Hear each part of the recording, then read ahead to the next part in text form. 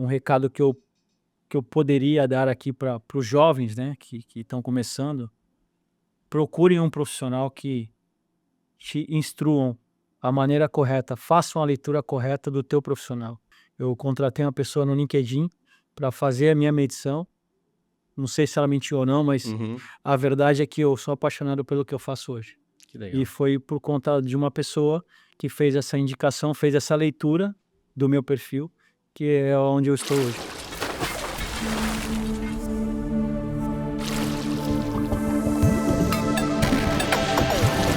Olá a todos, sejam bem-vindos a bordo a mais um episódio do Sem Calado Podcast. E antes da gente apresentar o convidado de hoje, fazer aqueles agradecimentos aos nossos apoiadores e patrocinadores que fazem esse projeto acontecer. Um abraço para o Steve, Camila e para o Rodrigo Gomes, da Intertrans, Fabiane Léo, da Oliveira Reparos, Pedrão, da PGLoc, o Clebson e a Lilian, da Cairós Transportes, Marcelo Pousada, da Videira Engenharia, Rafael Lima, da SOC, Fábio Gentil, da Gentil Advogados, Elienay e o Luizinho, da eProfessional, Portal de Santos e Delize Salgateria. Um abraço a todos. Sem vocês, esse projeto não estaria acontecendo. E, como vocês sempre sabem, sempre tem um convidado mais do que especial. E a gente já trouxe vários convidados aqui de várias áreas da logística. Só que hoje é diferente, nós não falamos ainda sobre esse tema. Seja muito bem-vindo a bordo, Diego Manzano, que é gerente comercial da Equiport. A gente vai falar hoje sobre empilhadeiras. Bem-vindo. Muito obrigado pela oportunidade de estar aqui, podendo falar com vocês um pouquinho da minha história, um pouquinho da minha trajetória de trabalho. Eu sou imensamente grato. Quero fazer um agradecimento especial aqui já no início para um grande coach que eu tive na minha carreira, Marcos Vinícius Sá. Um abraço para você, meu amigo. Um abraço também para o Elísio Garcia, da Equiport, meu diretor comercial, e para o Gladstone Souza, meu diretor técnico. Pô, muito legal, já começou bem, hein? Muito obrigado. E vamos lá, conta como tudo começou. Você já sabia, era isso que você iria fazer quando você começou? Porque você deve ser engenheiro, fez a engenharia? Sou engenheiro eletricista, formado pela Caramba, Universidade Unisanta, aqui em eu França. também, coincidência. Vou contar um pouquinho da minha história. É longa, mas vou tentar encurtar aqui. Comecei a carreira no Senai estudando, claro, né? Fizemos o técnico de instrumentação. Depois disso, eu fui correr trecho, trabalhando em obras da refinaria Petrobras. Cabiúnas foi o meu primeiro projeto em Macaé. E seguindo os passos do meu irmão, né? Meu irmão é 2 anos mais velho que eu. Primeira formação dele também como técnico de instrumentação. Correu trecho, primeiramente, depois foi ser concurseiro. Passou na Petrobras, até hoje é funcionário da Petrobras, trabalha na plataforma de mexilhão aqui na Bacia de Santos. Sim. E quando ele estava trabalhando embarcado nessa empresa chamada SBM Offshore, ele soube da notícia que tinha passado no concurso da Petrobras e cedeu a vaga dele de técnico de instrumentação para mim. Então foi no RH e falou: olha, eu estou saindo, mas eu quero deixar a indicação do meu irmão, já está correndo trecho, trabalha aqui em Macaé, em Cabiúnas, numa empreiteira e quer a oportunidade para trabalhar embarcado. Isso foi talvez ali em 2002 para 2003, tá? E aí acontece meu primeiro embarque na plataforma FPSO Brasil, que era a primeira plataforma de petróleo da SBM Offshore, que hoje não tem mais. Ela foi retirada do poço e hoje deve ter virado sucata. Não sei ao certo, mas deve ter virado sucata. A partir daí, eu, 2007, né, de 3 até 7, trabalhando como técnico de instrumentação, plataforma de Sempre petróleo. embarcado? Sempre embarcado, 14 dias trabalhando e 14 dias onshore, né? Eles chamam de offshore quando está no mar. Sim. E onshore quando está em terra. E nesses 14 dias offshore, é onde o filho chora e a mãe não vê, né? Que você tem dor de cabeça, fica com saudade de casa, dor de dente, então Sim. tudo é curado lá dentro, né? Com uma receita milagrosa de avó, de mãe, mas tem enfermeiros lá que cuidam bem da gente. E depois, de 2010, 2015, já colocaram um dentista, médico, offshore também, né? Então, dos anos 2000 até 2010, 8, 9 por ali, era um enfermeiro que cuidava do pessoal de bordo, né. Quantas pessoas ficam a bordo de uma plataforma? Olha, depende da plataforma. Hoje eu não tenho esse número de das plataformas novas, né, perdão. Porque eu imagino que eu cheguei a viajar a bordo do navio, o navio são 22 tripulantes, né, poucas pessoas, mas uma plataforma comporta muita gente, né. Uma plataforma da minha época eram 120 pessoas, mas hoje as plataformas elas estão cada vez maiores, então elas devem estar aí comportando 250, 300 pessoas no casario. Caramba. É muito grande. Sim. A capacidade de produção das grandes plataformas hoje elas estão triplicando, são 2 decks de fabricação agora, de exploração, perdão, né. Sim. Antes era um deck só, a gente na plataforma que eu trabalhei, por exemplo, era o primeiro deck, e era ali que era feita a produção. Hoje você tem o segundo deck e tem ainda um terceiro deck para poder, separar o gás e o óleo Sim. do processo, né. E aí você trabalhava 14 dias? 14 dias embarcado e folgava 14, né, então era 14 offshore e 14 onshore. Tem o seu lado bom e o lado ruim nisso tudo, né. Eu peguei um período muito interessante na época ali de 2002 até 2006, nós tínhamos o trabalho de offshore e nós não tínhamos tanta legislação em cima, então a gente acabava ficando, um pouquinho mais, né, 21.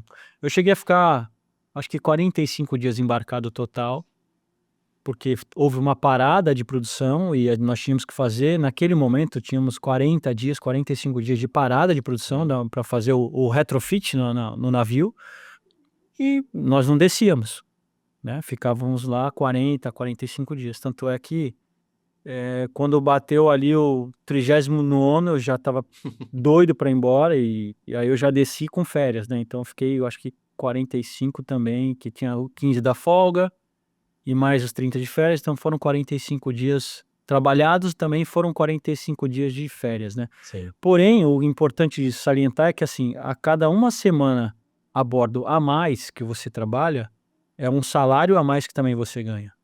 Então se você tem 14 dias trabalhado, imagine que você um salário normal hoje de um técnico de instrumentação, imaginamos, para arredondar a conta, R$ 10.000, tá. Uhum. Sim.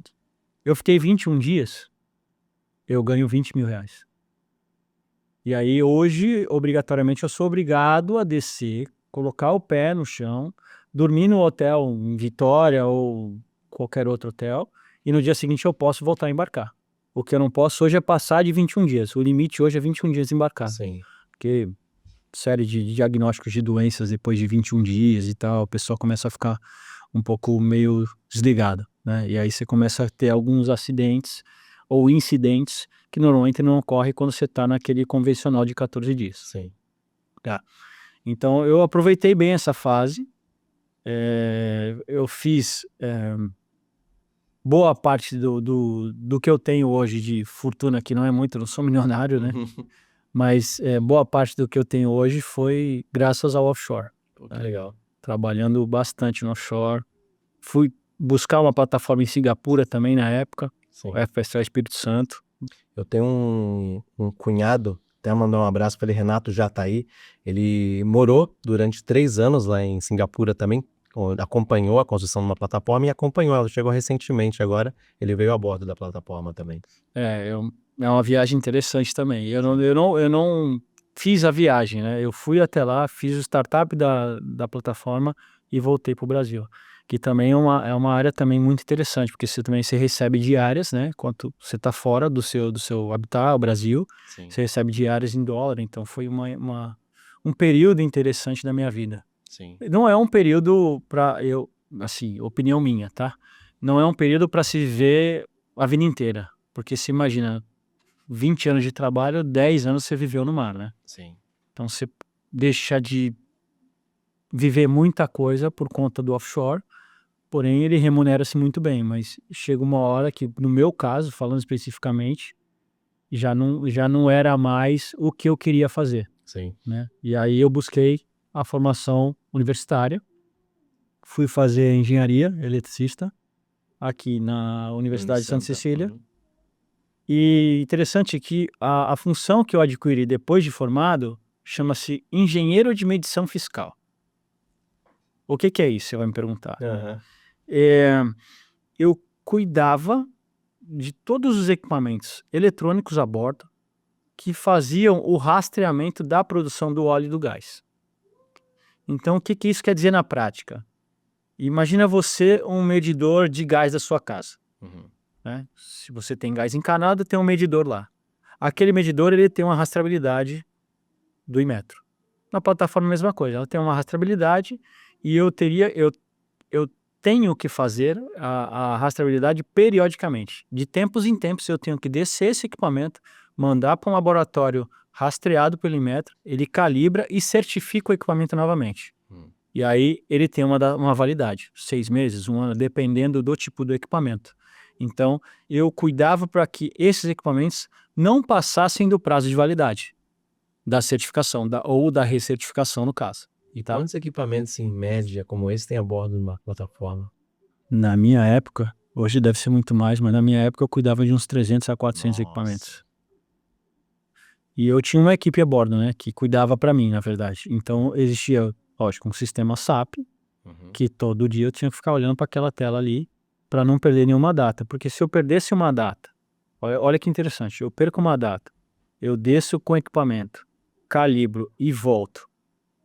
Eu não falo para ninguém, mas se a Petrobras pega, que é a que cuida da plataforma, é o que fiscaliza a plataforma, Sim. eu sou multado. Ah, mas ficou um dia só, que venceu no dia 8 e você recalibrou no dia 9. Mas se você não informou a fiscalização durante 60 dias, eles vão te multar sobre 60 dias, não sobre um dia que você perdeu a calibração. Então a multa é pesada. A multa é muito pesada. Por dia de trabalho. Sim. Porque eles entendem que eu tô cerceando, vamos dizer assim, Sim. né? Escondendo o óleo, não vou usar uma palavra aqui pejorativa, mas escondendo o óleo em algum lugar e mandando de uma outra forma Nossa. para o mercado. Caramba, que situação. Exato. Até em alto mar. Até em alto mar tinha isso, até em alto mar tinha isso. Mas foi uma história muito bacana, eu gosto muito dessa história que eu vivi. Eu conto para todo mundo com orgulho, porque é o que eu gostava de fazer, é o que eu amava fazer, trabalhar offshore. E depois dessa profissão de engenheiro de medição, eu fiquei nessa posição até 2017. Sim. 2016 nasceram gêmeos. Eu tenho uma filha de 15 anos e tenho gêmeos de 9, que está aqui com a gente no estúdio. Sim. E aí a minha vida virou um pouquinho de ponta cabeça. Porque eu sempre quis ser pai, fui pai de menina, mas também tenho o sonho de todo homem de querer ter um menino. E vieram 2, hein? E vieram 2. E aí a vida vira de ponta cabeça, porque a empresa já não estava mais com a posição aqui em Santos, que era o escritório, né? E queriam me colocar numa posição no Rio de Janeiro ou em Vitória, no Espírito Santo. Por isso que eu falei que eu conheço Vila Velha, porque eu tive lá um tempo, um período. Só que foi um período muito difícil, né? Nessa fase das crianças, de adaptação em Rio de Janeiro, adaptação em Vitória, babá, não babá, empresa vai dar, não vai dar. Então todos esses questionamentos ficaram na minha cabeça. E aí eu tomei a decisão com a esposa de falar, olha, eu não quero sair daqui, não quero sair de Santos, minha família está aqui, o suporte está aqui. E aí a gente tomou essa decisão e veio em 2017, março de 2017, o desligamento da SBM. Caramba, depois de quanto tempo na área? Depois de 2000 até 2017. 17 anos. 17 anos. Caramba, decisão difícil, hein? Não é fácil, né? Porque quando você muda assim, de repente, né? Porque não foi um negócio programado. Eu sabia que ia acontecer, mas não sabia a hora e o local, né? Eu sabia que poderia acontecer porque eu neguei a possibilidade de ir para o Rio de Janeiro e neguei também para Vitória, as 2 possibilidades que tinham de escritório. Sim. Então, a solução que a empresa tinha era me mandar embora, não tinha outra solução. Sim. Até tentei outros caminhos, trabalhar embarcado novamente, mas não ia dar certo. Ou ir para um setor de suprimentos. Eu estava tentando me encontrar nessa época, em 2017. E aí foi quando eu saí, 2017, com a quitação eu montei um negócio, uma distribuidora de água, que hoje meu pai que toma conta. Um abraço, Edemir. E depois disso Ironias do destino, eu voltei para a área, para medição fiscal, né, como engenheiro de medição fiscal. Aonde? No Rio de Janeiro. Caramba. Só que a família ficou aqui. Isso foi 18 e 19. Eu ia, saía daqui domingo de madrugada e chegava segunda-feira pela manhã no Rio de Janeiro e já ia trabalhar direto. E aí na sexta-feira, meio-dia, eu saía do Rio de Janeiro e vinha para casa. Isso foi em 2018 até dezembro de 19. Eu consegui aguentar 2 anos. Né? Porque eu não podia tirar a família daqui com a estrutura que eu tinha aqui para levar para o Rio de Janeiro. Sim. As crianças. Ironia do destino, novas, né? né? Eu neguei a posição da SBM para ir para o Rio de Janeiro e 6 meses depois de ter saído da SBM, eu estava numa empresa contratada da Petrobras no Rio de Janeiro. Caramba. E aí depois disso foi quando você entrou nesse segmento que você está até hoje. Aí é onde que vem a parte interessante, que é a virada de chave. Em 2019, eu estava fazendo um curso de vendas com... Posso falar o nome? Claro. Flávio Augusto. Sim. E nesse curso de vendas, no final dele, ele vendeu uma pessoa do LinkedIn para ver qual que era a tua vocação. Ele me vendeu a pessoa. Então eu contratei essa pessoa para ela entender e eu me entender qual que era a minha vocação. E eu não sei se ela mentiu ou não, mas ela falou que 70% do meu know-how tinha que ser comercial. Eu tinha que estar em outro local e não trabalhando como engenheiro. Isso ficou martelando na minha mente em 2019, 3 ou 4 meses. Em dezembro de 19 veio o namoro com a Equiport, que é a empresa no qual eu estou hoje, que é o segmento que a gente vai falar. Então, falando de tudo isso aqui, só para você entender um pouquinho da história que a gente passou. E aí em 2019, em dezembro de 19, eu faço a entrevista na Equiport. Março de 20 eu inicio minha carreira na Equiport. Olha que interessante. Caramba. Como vendas, na área de comercial, ou seja, vendedor de máquinas de grande porte. E sem ter experiência. Só treinamento de vendas com esse treinamento que eu fiz com o Flávio Augusto de 1 semana de vendas. Chama-se Vende-se o treinamento dele. E claro, tinha feito pós-graduação na GV e tal, tinha uma bagagem, mas bagagem comercial, não.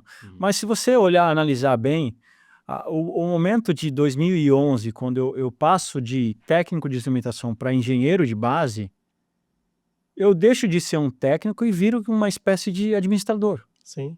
Porque eu administrava pessoas dentro da plataforma. E essa administração, bem ou mal, você tinha que vender. E como engenheiro, o fato de você conhecer aquilo que você está vendendo é muito mais fácil, né? Exato. Então, eu vendia ali a oportunidade que a coisa desse certo para que eu pudesse mostrar para a Petrobras e falar, o caminho é esse, eu não estou tomando multa, deixa eu trabalhar. Então eu vendia para a Petrobras mão de obra. Sim. Né? E eu cuidava dos técnicos, eu tinha 12 técnicos na minha jurisdição, cuidando o tempo inteiro. Então você tem reclamação de técnico, pô, não estou satisfeito com o salário, pô, eu não quero ficar nessa escala, Natal e Ano Novo vou embarcar, vê se você consegue tirar eu de Natal, coloca outro de Ano Novo, divide. Então tinha essa... Então eu já tinha o know-how de saber trabalhar com pessoas, mas não efetivamente comercial com produto. Sim. E aí em 2020 eu entro na Equiport. Aí meu aniversário é 7 de março. Eu estava comemorando meu aniversário, que eu ia iniciar uma carreira nova. E aí eu acho que em 15 de março, se não me engano, decreta-se pandemia e fecha-se tudo. E fecha-se tudo. O único setor que não fechou são os setores essenciais. Sim. Portos, aeroportos, enfermagem, hospital, esse tipo de coisa. Não fechou. Então nós continuamos trabalhando. Só que me pergunta se eu vendi alguma coisa em Mint. Ninguém comprou nada. Ninguém comprou nada. E aí eu fiquei me perguntando, pô, será que a mulher falou a verdade para mim ou mentiu? Porque ela me deu um número dizendo que 70% do meu filho era comercial. Sim. Ela me deu esse número e em 2020 não aconteceu absolutamente nada na minha vida. Aí você pensou, será que o problema sou eu? Será que é a pandemia? Eu acho que eu vou voltar para o offshore. Essa pergunta me martelava todo o dia de 2020. De dia 7 de março até o dia 31 de 2020, isso martelou. Aí em 21, continuando pandemia. 3, 4, 5 máquinas talvez eu vendi. Falei, puxa, eu acho que eu tô no lugar errado. Hum. E aí, um grande suporte da esposa.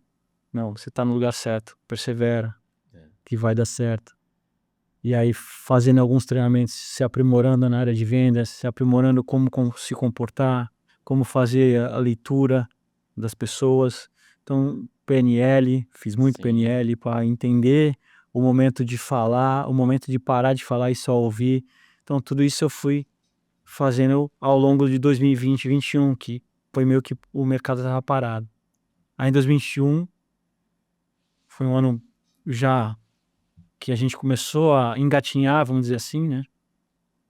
E aí comecei a vender algumas máquinas e tal, e pô, comecei a gostar do negócio. E aí 2022 já foi um pouquinho melhor.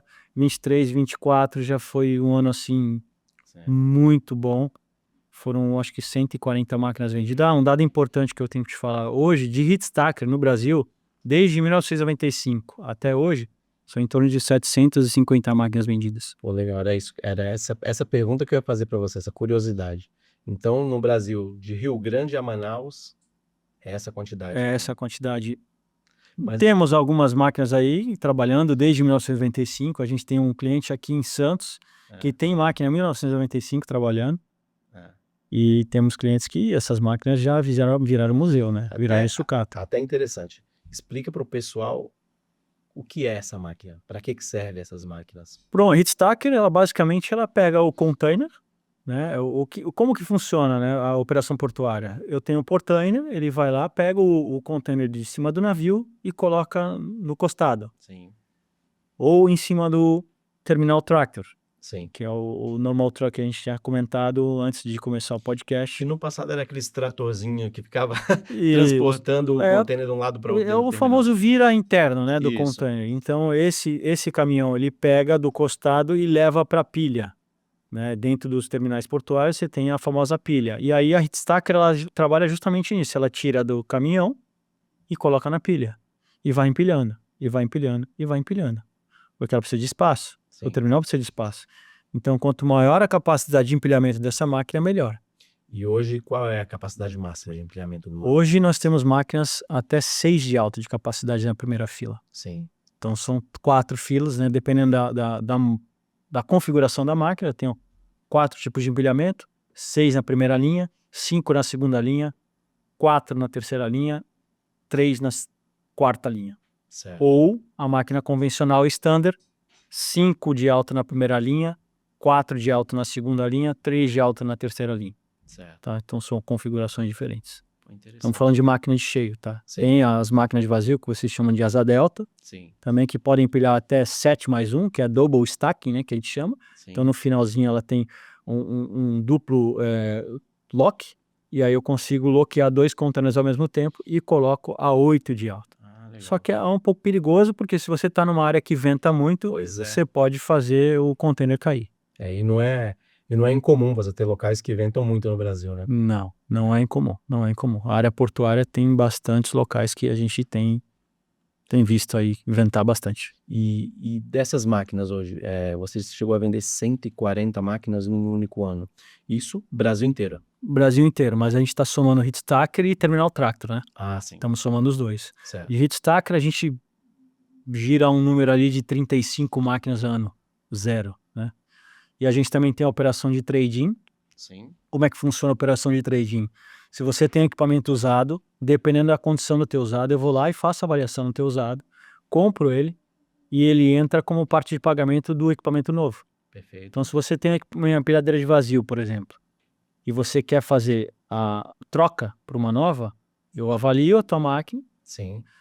Se for interessante para mim, eu trago para o meu parque, reformo e coloco ela para locação. Somente Terex, tá? Eu não compro outras marcas, porque para mim eu tenho o meu estoque de 4, 5 mil itens de peças originais, né, diga-se de passagem, e eu coloco peça original na reforma da máquina. E aí ou eu revendo ou eu coloco na minha frota de locação. Hoje nós temos aí 5 máquinas alocadas no mercado e a boa parte delas foi feita dessa forma. Fizemos o trade-in, fomos no cliente, o cliente precisava de renovação, vendemos a máquina nova, em troca compramos a usada. E a vida útil de uma máquina dessa, qual é? Olha, é uma boa pergunta. No Brasil, vamos falar tecnicamente, 15 mil horas, 20 mil horas. Sim. Tecnicamente, uma máquina para durar. Mas a gente tem no Brasil máquinas com 50 mil horas Nossa. trabalhando, 60 mil horas trabalhando, sem ter descido o motor ainda. Então a gente recomenda com 15, 20 mil horas descer um motor, fazer uma manutenção, descer uma transmissão, fazer uma manutenção. Então tudo isso está no manual do fabricante, tá? Sim. Então para máquina nova, gira em torno de 15, 20 mil horas. Eu lembro que nos anos 2000, 2000 e pouco, essas máquinas começaram a chegar no Brasil e elas têm vários sensores, né? E eu lembro que as empresas tinham que retirar os sensores porque o piso, ele era bastante problemático e aí gerava um monte de alarme. Sim, até hoje, Ainda? até hoje sim, a máquina ela passou a ter mais tecnologia. A gente Sim. tem um sistema de telemetria que eu consigo enxergar tudo na máquina. Então hoje não é mais o operador que tem um controle sobre a máquina, é o contrário. A máquina tem controle sobre o operador. Se você faz alguma manobra errada, ineficiente, perigosa, a máquina ela vai apitar e vai travar. Aí você vai falar, poxa, mas e o que o operador faz? Não vai fazer nada. Enquanto ele não voltar a máquina para operação segura, a máquina não vai trabalhar. Pô, legal, hein? Então ela está muito mais segura do que ela estava antigamente. Antigamente você tinha um botão de bypass e aí você fazia tudo que você queria na máquina. Hoje você não tem mais isso. A máquina ela é totalmente controlada por sistema de telemetria. Eu tenho controle de combustível, eu sei quantas pegas de contêiner ele teve, quanto que ele produziu no dia, quanto que eu gastei de combustível no dia. Eu tenho alarmes e choques, eu tenho vários sensores espalhados no chassi do motor e consigo ver aonde tem mais vibração e determinar no teu terreno onde você precisa, por exemplo, fazer uma manutenção, porque através dos sensores que eu tenho espalhado na máquina, eu tenho as informações de onde ela está sofrendo mais choque. Sim. E aí eu consigo te passar isso, você como dono do equipamento, e falar, olha para aquele local, onde ela está sofrendo mais choque. E aí você tem o Geofence, que eu consigo ver a máquina via Google, por exemplo, e consigo ver o movimento dela. Para você ter uma ideia, se você divide o teu terminal em 4 partes, por exemplo, a parte de manutenção, a parte de refeitório, a parte de operação e uma outra parte qualquer. E dentro da parte de manutenção, eu quero que a máquina trabalhe 5 km por hora. Então não adianta o teu operador pisar no freio com toda a força que ele quer, que ele está achando que vai a 30 por hora na máquina, não vai. E a economia de combustível vai acontecer. Entendeu? Certo. E tem a segurança também naquele local, porque você tem passagem de pedestre numa manutenção, num refeitório. Então, dentro de um mesmo local, de um terminal, você consegue determinar áreas em que você pode... Eu faço mais rápido. geofences, eu Que faço legal. cercas, como se fossem cercas virtuais. Sim. E aí eu determino naquela área que aquela área, por exemplo, eu tenho um pé direito menor, a minha heat stacker, se ela passar com a lança estendida, ela vai levar o pé direito. Sim. A partir daquele momento, ele regressa a lança naquele local e não adianta o operador querer dar lança para ir lá, querer pegar um passarinho no pé direito, que ele não vai conseguir. Pô, que legal. Então a máquina ela está muito mais tecnológica. Ou seja, você vê em tudo, né? Economia, segurança do operador, segurança de quem está circulando, segurança da operação. Segurança da operação. Esse é o principal, é a segurança da operação. Pô, que legal. A máquina não tomba assim. O operador tem que ser um operador fora da caixa para querer tomar uma máquina dessa hoje. Cara, é legal. É muito difícil. Você falou em consumo, né? O controle de consumo. Uma máquina dessa consome muito combustível? Olha, depende de cada operação, né? Mas eu vou te falar uma média de uma máquina dessa de 15 a 17 litros por hora. De uma heat stacker, estamos falando de uma heat stacker, né? Isso em operação full. Uma operação full. Tá. E, por exemplo, é correto utilizar, por exemplo, essa máquina com um container, por exemplo, para ela circular por grandes áreas ou não? Não, essa é uma boa pergunta. A heat stacker ela foi feita para fazer movimento de pega de container Sim. e de colocar na pilha, ou de tirar da pilha e colocar no chão ou no Que caminhão. a gente vê cada coisa por aí. né? Aqui no Brasil é bem complicado. Você pega, na telemetria eu consigo te mostrar facilmente isso. A posição de que a gente chama de inline, né? Que ele movimentou do ponto A para o ponto B. Então ele anda com a máquina mais de 300, 400 metros para tirar o container daqui e colocar na pilha. Sim. Isso você tem trinca de lança. Então tem uma série de coisas que vão acontecendo ao longo do tempo de tanto movimentar do ponto A para o ponto B, porque a máquina não foi feita para isso. E o consumo, né? E o consumo aumenta também. Sim. Mas se você fizer o movimento que ela foi programada, tirar da pilha, colocar na pilha, ou tirar do caminhão e colocar na pilha, ela vai durar muito mais do que dura ultimamente. Sim. E a gente estava conversando antes da gente iniciar o podcast que agora, com a nova tecnologia, está chegando já as máquinas elétricas, né? Exato. Mas eu quero que você conte pra gente como é que é isso aí, mas vamos fazer apenas uma pequena pausa só pra gente fazer a apresentação dos nossos patrocinadores e apoiadores e a gente volta rapidinho. Aguenta aí, não sai não, que a história aqui é legal, hein?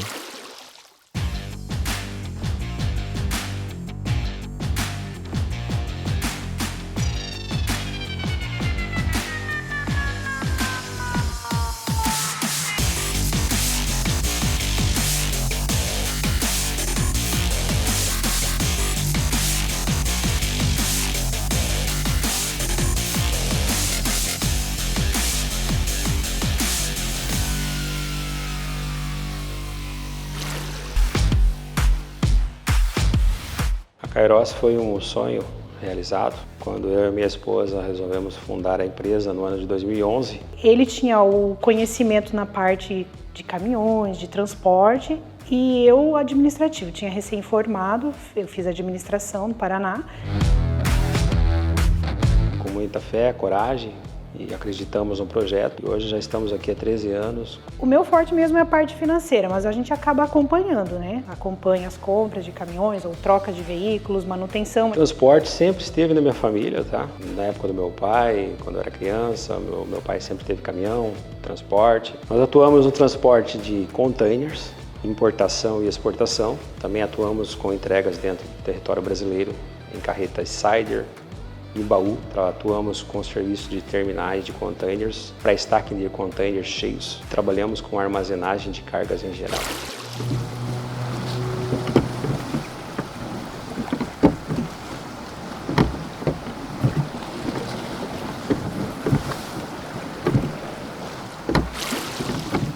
Fala pessoal, estamos de volta então com o Diego Manzano. Eu falei para vocês que era rapidinho, tá vendo só? Aproveitar e conhecer um pouco dos nossos patrocinadores e apoiadores, eles que fazem parte da nossa história e fazem esse podcast acontecendo e você está acompanhando com a gente toda quinta-feira às 19 horas. Mas vamos lá, a gente estava comentando antes do intervalo sobre equipamentos elétricos, que eu acredito que seja o futuro, né, Manzano? Sim, boa pergunta, boa pauta. Bom, equipamento elétrico aí é o que todo mundo diz, né? Que hoje é a menina dos olhos do setor portuário, de qualquer setor que a gente fale aí, da indústria em geral. A gente tem, assim, alguns estudos que dizem que a máquina elétrica ela é interessante sim, mas tem um ponto importante para falar que na transição do diesel para a elétrica, a gente tem uma transição ali que chama máquina flow drive, que é uma máquina eficiente, com uma redução de um downside do motor e com uma especialidade ali no giro da máquina, que faz com que a máquina seja mais econômica, que a gente entende que é a transição do mercado, tá? Ou seja, do diesel para a máquina flow drive, uma transmissão hidrostática, para depois ir para o elétrico. Por que eu falo isso? Porque no Brasil hoje nós não temos estrutura para receber máquina elétrica. Sim. Então não adianta eu chegar com o terminal amanhã com 15 máquinas elétricas, sendo que eu não tenho a estrutura elétrica para poder fornecer a potência necessária para eu poder carregar esses equipamentos no momento que eu precisar. Precisa ter uma potência muito elevada. Se hoje um terminal ele compra do concessionário 40 mil quilowatts para atender a demanda que ele já possui, tá? E amanhã ele tem equipamento elétrico e precisa de uma demanda 1,5 vezes maior, eu preciso entregar primeiro a minha infra para depois eu pensar em materializar equipamento elétrico. Sim. Então isso é importante falar. Por isso que a gente tem visto o mercado de eletrificação muito forte, principalmente na área automotiva, né? A gente tem uma invasão aí de BYD. Sim. Eu costumo dizer que deve ter, sei lá, os 7, 8 nomes de marcas de carros elétricos importados. Sim. Haval, GWM, BYD, enfim, vários outros aí Sim. que não recordo agora. Isso acontece também com os nossos equipamentos, os heat stackers, empilhadeiras de vazio, empilhadeiras de garfo. Temos várias marcas, mas temos algumas marcas que já estão com a tecnologia de elétrico obsoleto. E a gente está falando de máquina elétrica para o setor portuário, talvez 3 anos, 4 no máximo. Sim. Então isso ainda eu vejo, claro que é uma oportunidade para o equipamento elétrico, a mudança para o elétrico, mas antes de mudar para o elétrico eu preciso entender a estrutura que eu preciso entregar. O equipamento elétrico, ele é diferente do equipamento que nós conhecemos, motor a diesel, em termos de produtividade, de operação. Tem muita diferença ou não? Não, a diferença basicamente é na estrutura. O chassi é o mesmo, Sim. eu só retiro o motor e coloco um pack de baterias. Eu tenho 3 tipos de pack de bateria, um menor, um intermediário e um maior. Então depende da capacidade de produção que você requer. Sim. Então isso depende muito do teu sistema operacional, do que você precisa para eu poder te entregar um projeto de bateria, né? um pack de bateria que vai atender toda a tua operacionalidade de trabalho. Sim. Né? Se vai rodar 2 turnos, 3 turnos, você precisa me dar essa informação e aí em cima da tua informação eu vou projetar qual é o melhor pack de bateria para você. A gente pensa quando fala em equipamento elétrico, o principal é economia, né? Agora, gera realmente economia, que você citou um dado aí que é o consumo. Para você recarregar essas baterias, você precisa ter uma potência elevada. E a questão da manutenção, é mais barato, mais caro? No final, hoje, ter um equipamento elétrico, ele é muito mais econômico ou não do que um convencional? Essa é uma boa pergunta. É mais econômico, mas se é muito mais econômico, essa resposta eu ainda não tenho hoje para você. Porque matematicamente eu digo que sim, que é mais econômico, mas muito mais econômico eu não digo. Por quê? Se o teu concessionário te cobra X para te vender a energia, sei lá, 50 centavos o quilowatt, Sim. e amanhã ele aumenta para Y, R$1 o quilowatt, a tua máquina elétrica já talvez não compense. Sim. Então, tudo é colocar em balança. Eu ia falar que tem um apelo do meio ambiente e tal, mas a gente não sabe também a questão do futuro para descarte das baterias também, então fica no 0 a 0 no final. Sim, mas vou dizer para você voltar um pouquinho no passado, na pandemia. Na pandemia nós não tínhamos energia e nós tivemos que, em vários lugares do mundo, ativar as minas de carvão para gerar energia. Sim. E para você fazer fabricação hoje de uma bateria, seja ela de lítio, qual for a tecnologia, você precisa gastar energia. Muita energia. Muita energia. E você precisa depois... A pergunta que eu te faço pergunta que eu faço para todos os ouvintes. O que vai ser feito depois com o pack de bateria? Exato. Como que a gente vai trabalhar a devolução desse tipo de bateria quando ela perder a vida útil? Uhum. Como é que vai ser o descarte? Porque pensa no carro comum hoje, a combustão. A gente tem uma bateria pequena. Uhum. Agora pensa numa heat stacker. Eu tenho, chuto a dizer aí, 50 baterias daquela para gerar a energia que ela precisa. Sim. Então eu tenho um módulo que monitora as baterias, porque não é uma só, são vários módulos de bateria. E eu tenho problema em um módulo, eu vou parar o equipamento inteiro, porque eu tenho que tirar, fazer a manutenção naquele módulo e devolver a máquina para o mercado. Então ainda tem muitas perguntas que ainda não tem resposta. Até uma pergunta, você citou, por exemplo, a vida útil de um equipamento convencional a diesel, né? Aqui no Brasil a gente usa 2 vezes mais do que se usa em qualquer lugar do mundo. Sim. Né? Será que um equipamento elétrico, a vida útil dessa bateria, que com certeza vai ser o item mais caro do equipamento, será que ela duraria o mesmo tanto que um convencional? Eu dependo muito da tecnologia embarcada em cada construção de bateria. Porque, como eu disse, a tecnologia ela muda muito. Hoje você tem um telefone iPhone, por exemplo, 17, no ano seguinte tem o 18, Uhum. depois de 6 meses tem o 19, e tudo isso muda a tecnologia, a bateria é um pouquinho mais fina, que dá uma capacidade maior de carga. Então, tudo depende da tecnologia, os fabricantes vão entregar. Essa é a grande questão. E o principal, hoje, o preço do equipamento desse em relação a diesel, ele é muito mais caro? Já custou mais. É. Isso eu digo para você que há 3, 4 anos atrás, eu diria para você que custava 1,5 vezes o equipamento a diesel, Sim. e hoje está um pouquinho menos do que isso, e vale a pena o investimento, desde que você tenha estrutura para ter o investimento. Tá. Né? A gente estava falando aqui no backstage a questão dos carregadores. Então, você tem que tomar cuidado também com o tipo de carregador que você vai entregar, que você vai adquirir, porque eu vendo a máquina para você e você de repente fala, não, o carregador deixa comigo que eu resolvo, vou aqui com a Siemens que eu tenho contato, ou com outro fabricante que eu tenho contato. E aí você coloca um carregador que não te entrega a potência correta para carregar a bateria que você necessita. Então você vai perder também capacidade de trabalho do equipamento. E uma outra dúvida, um equipamento hoje que a gente tem a diesel, a gente sabe que está acabando o diesel, ele vai, faz o reabastecimento em 20 minutos, meia hora no máximo, e volta a trabalhar. A gente pensa no equipamento desse, a gente pensa em produtividade.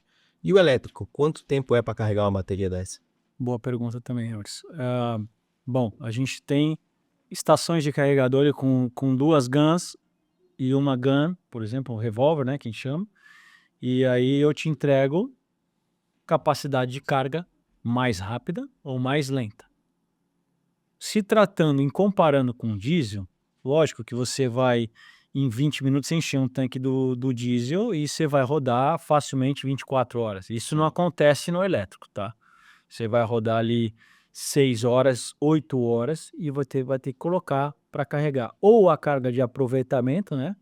Que é o que a gente fala de a carga de oportunidade, quando o operador precisa ir ao banheiro, por exemplo, ele precisa deixar a máquina carregando, e se eu tenho 2 pistolas, eu carrego mais rápido e tenho ali até 70% de volta em 15 minutos da bateria. 70% em 15 minutos. Pô, então vale a pena, né? Com um tempo desse. Exato. Mas se eu tenho o carregamento rápido e não tenho uma boa produtividade, eu também não vou te entregar resultado. Como que eu falo isso? Porque aqui no Brasil a gente tem muito essa questão de a heat stacker não fazer o trabalho correto que ela precisa fazer, que é tirar da pilha e colocar na pilha. Isso. Ela tem essa questão de levar o ponto A ao ponto B com o container bloqueado.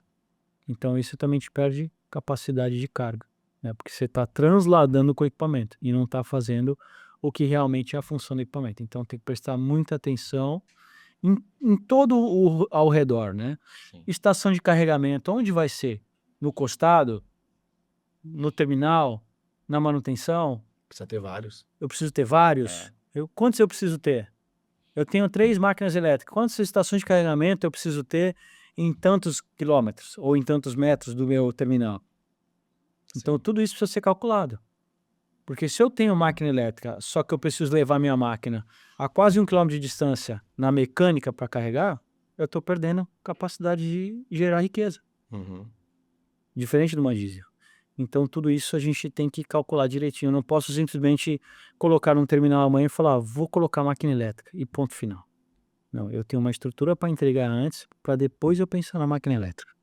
E tem muita diferença do equipamento elétrico, por exemplo, da máquina que você usa para carregar o container cheio para o container vazio.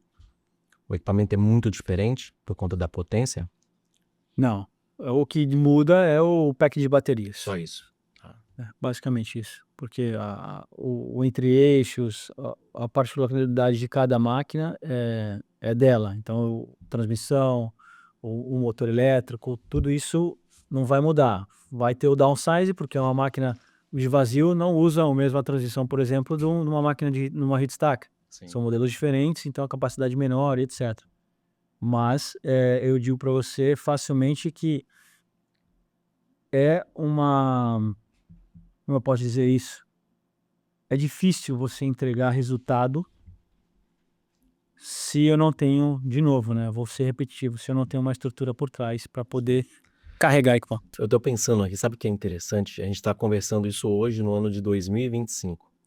Talvez quando alguém estiver assistindo esse episódio, daqui a 2 anos, 3 anos, a tecnologia muda tanto que o pessoal vai estar falando, caramba, como esse pessoal fala besteira, né, cara?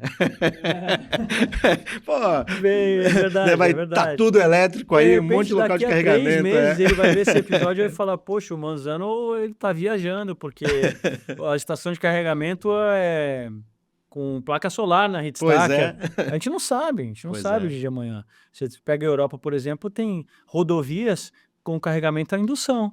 Caramba. Na Suécia, por exemplo, a gente já tem modelos de rodovia que a pista é por indução. Então você tem uma faixa para você carregar o seu carro. Que legal. Isso pode acontecer daqui a 3, 4 anos. A gente está aqui voltando a falar de máquina elétrica, mas carregamento por indução. Só Aham. que a indução ela perde um pouco de energia, né? Sim. Porque como você tem um campo magnético, você tem algumas perdas que com uma pistola você não tem. Então Sim. tudo isso precisa ser avaliado. Sim. Essa perda de energia, para onde vai? Eu consigo recuperar? Então é uma série de perguntas que ainda eu não tenho resposta para te dar hoje, mas daqui a 3 meses a tecnologia possa ser que tenha Sim. mudado e eu posso te dar a resposta. E você que está assistindo aí, nós estamos em 2025, tá? Então perdoa a gente se a gente não estiver falando alguma besteira aqui, que é algo que vai ter resposta daqui a 1 ano, 2 anos, né? Sim. Mas pode ser que seja algo tão natural daqui a 2 anos, né? 2030, né? muito Como rápido. todo mundo fala, em 2030 que Sim. tem que tudo mudar, tudo tem que estar eletrificado. Pode ser que a resposta, o podcast seja outra, ou tome Sim. outro rumo, né? Que não fale-se mais nem em máquina elétrica, fala-se em máquina com outro tipo de combustível. Sim. Mas vamos ver. Vamos aguardar. Mas o que mais a Equiport hoje, além das máquinas, né, que você está citando, a Equiport também oferece outros tipos de produtos? A Equiport, ela tem na linha do tempo hoje, nós temos heat stacker, Cone Cranes, Sim. uma máquina de vazio, Que, até para explicar pro pessoal, essa antiga Cone Crane- Terex. Antiga Terex, Antiga né? Terex. Isso. Em 2017 para 2018, o que era Terex passou a se chamar Cone Cranes. Sim, A gente tem também Terberg com Terminal Tractor. sim. Temos um também que é interessante, que é uma parceria com a Zagro, que é uma empresa também europeia, que é um Terminal Tractor que faz manobras de trem. Tá. Chama Terberg Zargo. Depois eu posso até passar mais informações para vocês. Temos a Fogmaker com um sistema de combate a incêndio. Isso foi esse ano que a gente fez a parceria. Um sistema de combate a incêndio muito interessante, com névoas de água. Então você imagina o cofre do motor. Eu tenho em volta do motor tubulação, e dentro dessa tubulação eu tenho vários, vamos chamar de sprinkler, tá? Só para você entender. Sim. O pessoal de casa também. Então são vários sprinklers espalhados no cofre do motor. E eu tenho um fio laranja que corre também em volta dessa tubulação de aço inox, junto com os sprinklers. Então, quando atinge uma determinada temperatura, esse fio laranja se rompe e aciona o meu equipamento de combate a incêndio. Tá. E eu faço a extinção do fogo, retirando o oxigênio e quebrando o triângulo do fogo. Pô, legal. E não, o detalhe é que assim, ele não é reincidente, ou seja, terminou o meu combate, eu garanto que o fogo não vai retornar, diferente do concorrente. O concorrente tem um equipamento que diz que apaga, mas pode que com a temperatura do motor, se ela não diminui especificamente até um ponto, ela pode voltar a ter ebulição e continuar o fogo. É muito comum ter problemas com incêndio nesses equipamentos? Esses equipamentos portuários não é comum, mas se você não cuidar bem do bem, Sim. o que acontece é A um gente já pequeno viu vários vazamento casos, de óleo em cima do motor, gerar uma fagulha e essa fagulha Sim. pegar a máquina inteira. Até porque a gente usa demais o Até equipamento, né? porque a gente no Brasil usa demais, 60 mil horas, 50 mil horas, coisa que na Europa, por exemplo, eu não estamos acostumados a ver. Muito bom. Excelente, muito, muito legal o bate-papo aí. Muitas curiosidades, né, a respeito desses equipamentos. Muito obrigado pela oportunidade. Que isso, eu que agradeço pelo convite. Pelo convite, por ter aceito o convite, né? Agora, só para a gente deixar mais leve um pouco. Histórias engraçadas. Imagino que na tua carreira você trabalhou embarcado, já trabalhou em outros segmentos. Deva ter histórias engraçadas, histórias publicáveis, claro. Sim, Você lembra de alguma? sim, eu tenho uma interessante. Quando eu trabalhava embarcado nos anos 2002, quando meu irmão passou o bastão, quando ele foi aprovado lá na Petrobras, passou o bastão. Eu fiz meu primeiro embarque. O primeiro embarque é chamado do embarque do borracha, né? Borracha é o borracha. novato, né? O Aham. borracha. Aham. E eu usava um capacete verde.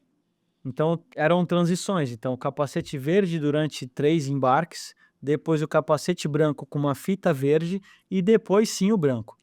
Então, quando você adquiria o capacete branco, tinha o batismo, que ninguém te falava.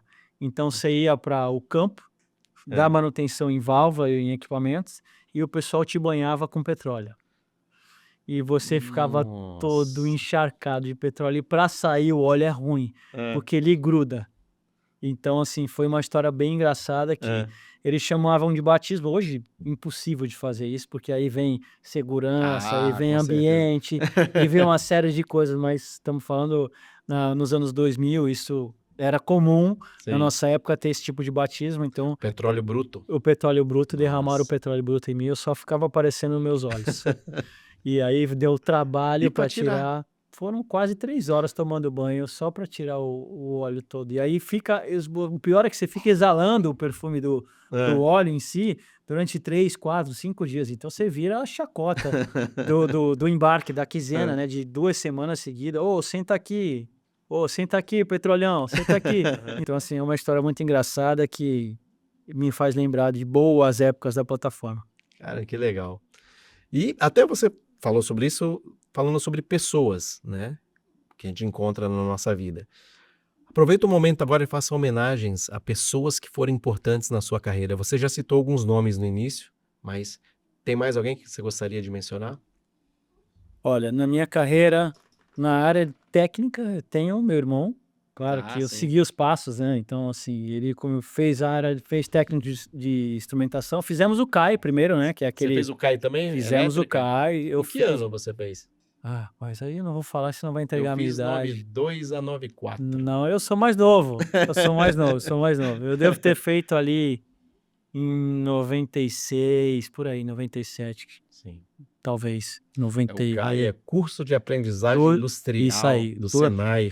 Não existe mais, né? É, que uma pena. né? Época boa, Uma trabalhar. pena. Estudava de manhã, de tarde e de noite, É isso aí. né? De manhã à tarde no Senai e à noite o colegial. Sim, Então, uma boa fase. sim.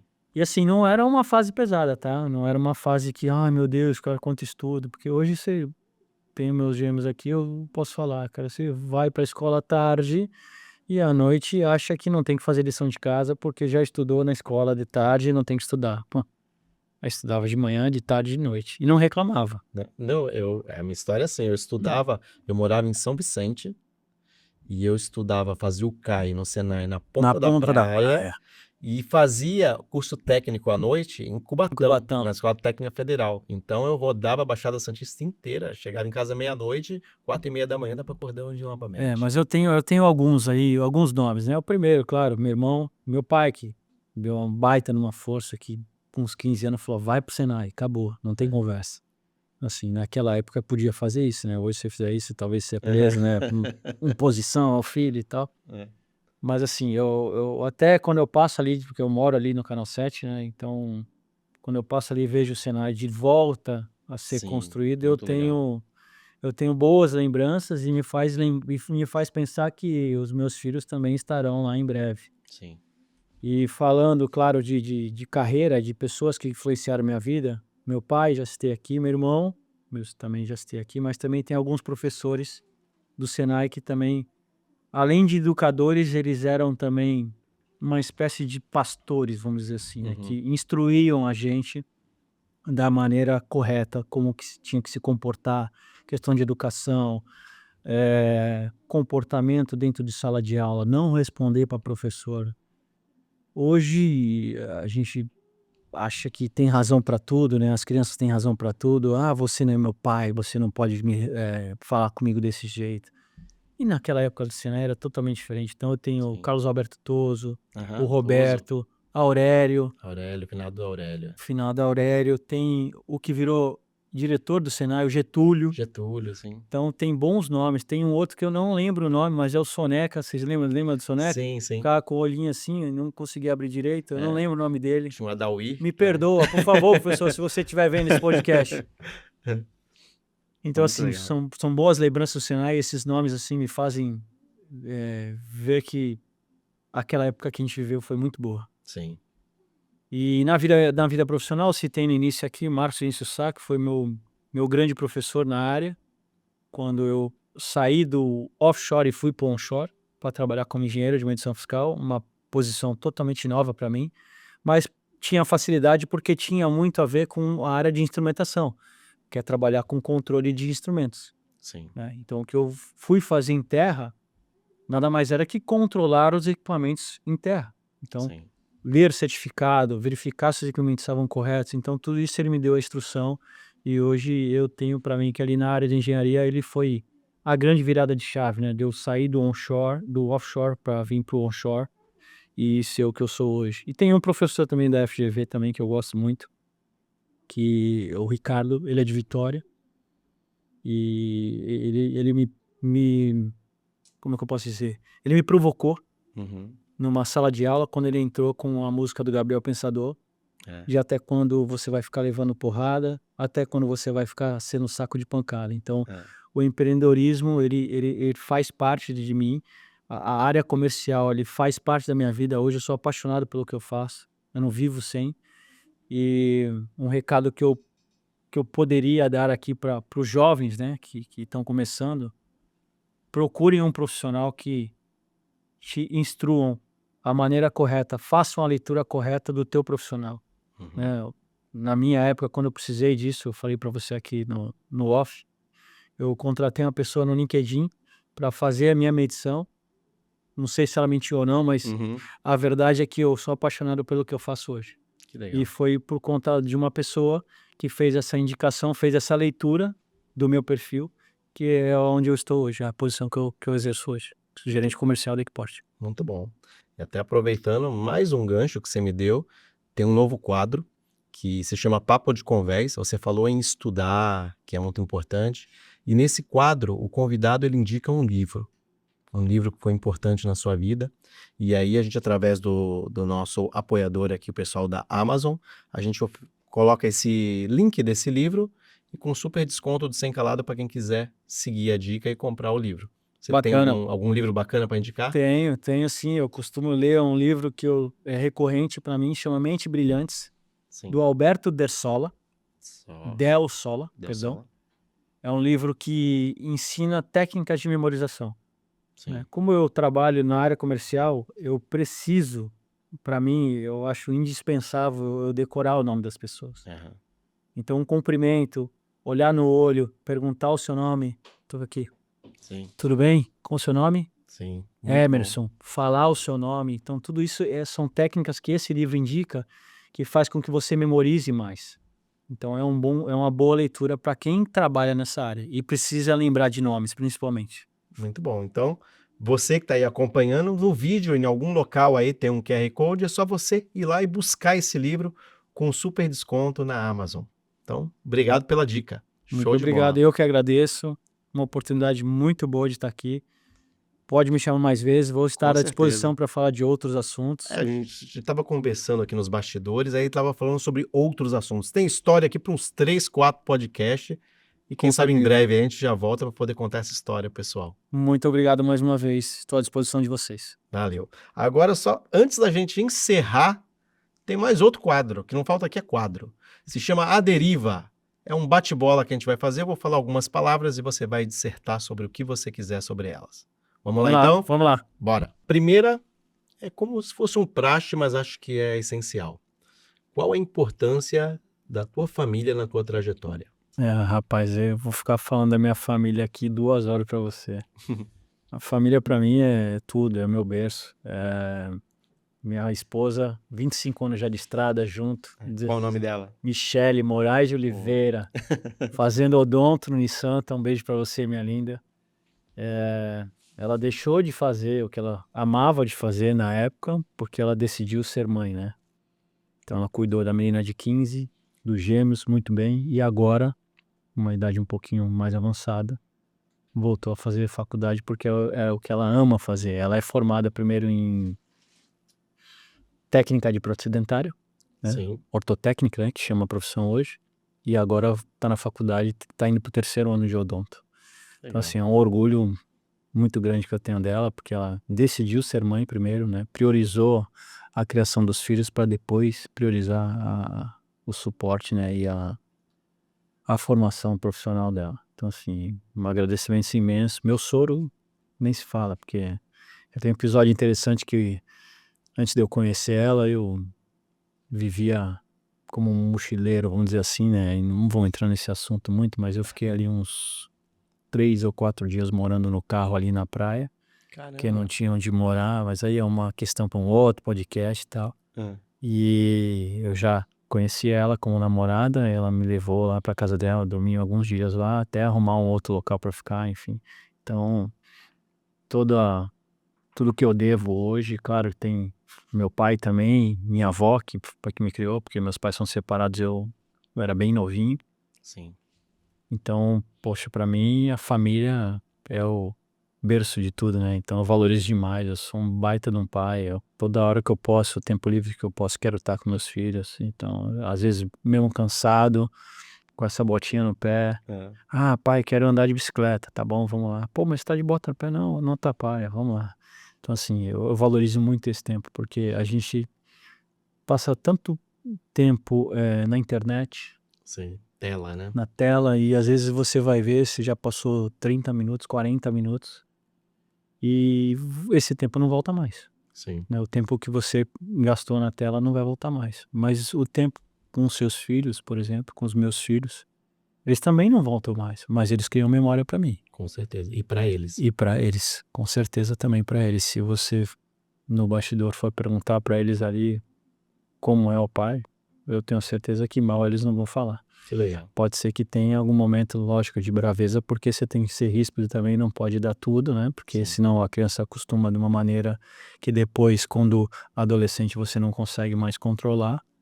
Mas enquanto pai, eu acredito que eu tenho feito um bom trabalho, claro, com a base cristã também, né? Legal. Então, assim, minha família, eu acho que é um episódio aqui para ficar falando 1 hora facilmente, porque tenho muita história para contar de tudo que eu vivi, de ter que morar em local que, no carro, por exemplo, depois morar numa vaga, e nessa vaga já terem outras pessoas ali que eram má índoles e furtar os teus produtos, a tua roupa, qualquer tipo de equipamento que você deixava dentro da pousada, né, vamos dizer assim. Não era uma pousada, era uma espécie de um apartamento, e a mulher locava as camas, né? Então pagava um valor lá para dormir, na verdade era esse. Para dormir você tinha um guarda-roupa para guardar suas coisas, mas no dia seguinte você acordava, tá dando falta de alguma coisa, e aí tinha alguém sempre de má índole que acabava furtando as coisas ali, sempre tinha. Então até eu consegui comprar, depois que eu fui para offshore, né, até eu consegui comprar um apartamento. O meu primeiro apartamento eu comprei, eu acho que com 24 anos. Sim. Que eu casei, eu acho que com 28, foi com 24 anos que eu consegui comprar o meu primeiro apartamento trabalhando offshore. Sim. Então, assim, tudo base de pai, sogro, namorada que virou esposa. Uma história muito bonita que eu tenho com a minha esposa. Legal. Muito bom.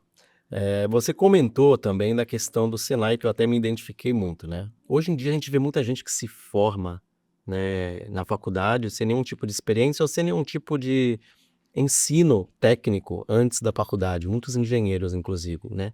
E até a gente cita, né, se acham o suprassumo, mas a gente perde um pouco de qualidade no profissional. Como você vê isso? Bom, excelente pergunta. Eu acho que a gente tem que voltar um pouquinho lá atrás, um pouquinho lá atrás, nos anos 90, que quando o Senai ali era o suprassumo, vamos dizer assim. Eu acho que a formação de base ela é muito importante. quando você faz a educação dos seus filhos, você tem a educação de base. Eu até citei antes aqui, um jogador de futebol não vira profissional sem passar pela base. Sim.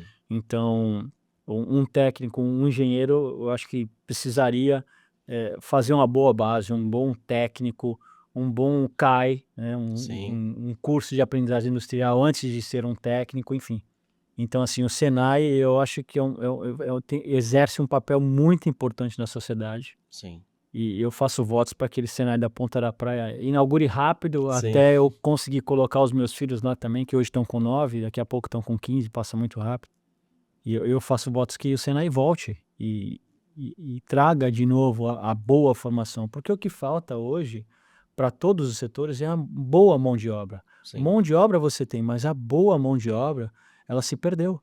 Sim. Em algum momento ela se perdeu, porque esse gap de não formação técnica e direto para uma faculdade, acaba que eles perdem o feeling, né? De saber controlar as emoções com relação ao nível técnico, saber passar pelas etapas, controlar as emoções através das etapas, até virar um engenheiro, até virar um administrador, até virar um gestor, sabe? Então isso é um ponto muito importante e eu acho que o Senai tem que fazer parte disso. Com certeza.